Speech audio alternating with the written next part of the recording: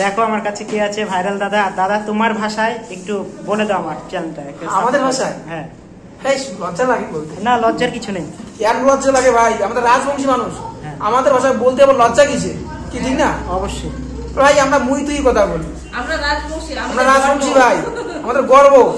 অনেকে বলে যে রাজবংশী ভাষা কথা বলবো, লজ্জা লাগে। লজ্জা কিসে? হ্যাঁ, আমরা তুই মুই কথা বলি।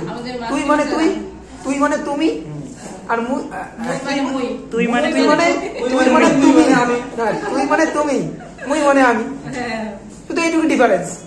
আর অনেকে বলে তুই গাইয়া ভাষা হে সে। আরে ভাই তুমিটাও তো ভাই ওই রকমই পড়ে।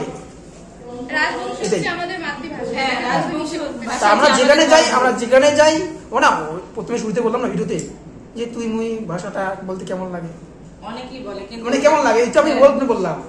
মানুষ ভাববে কিসের তুই বলতে কেমন না। আমরা যেখানে যাই, উজ্জ্বল যেখানে যাই, আমাদের রাজবংশী ভাষাটাকে ও সবসময় প্রমোট করে থাকে। দেখবা দেবের সঙ্গে কথা বলছে, ও ইন্টারভিউ নিয়েছে, তাও কিন্তু তুই আর মুই, আজ তাও যে কলাকছে মুই এটা বল, তাও আমার রাজবংশী রাজবংশী ভাবে কথা বলি। কিন্তু হ্যাঁ অনেক সময় অনেক জায়গায় তুই মুই বোঝে না, তার জন্য একটু বলতে লাগে।